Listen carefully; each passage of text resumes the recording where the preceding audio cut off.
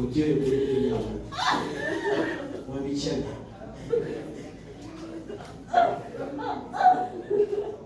n'abantu abalala basobola ne babagenda okubebaaka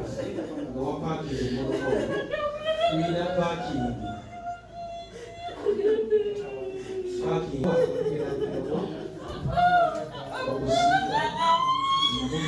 bawalenja olumala okusaba nga zikaaba namutuuka bulijjo okusula bwezigereza naye mukirize okirize omwana agugwalikolako mupaakingi eba wabadde ayina ebbaalayo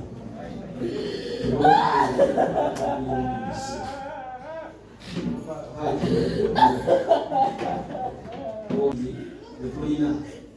muganda waffe bijema wabadde ayina ebbaala tubadde tusaba ayina emmotoka ye nga eri wamukumbi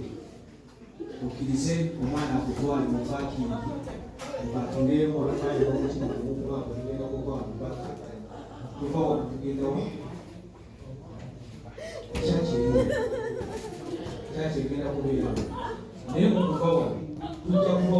agenda kutwalawaokolokayo ngerimakubo mubukola okkirize akokyali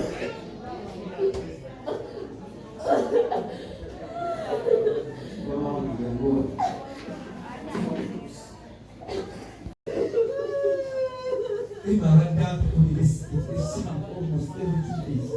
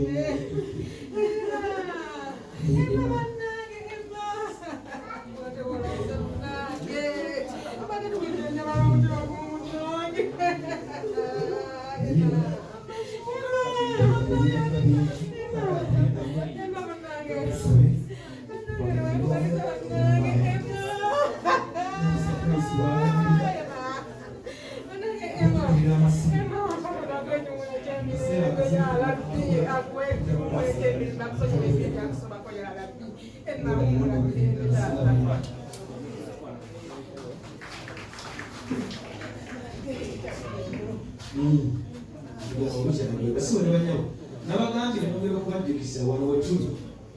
abali eweewa okubalira ezo okukaaba ebbanga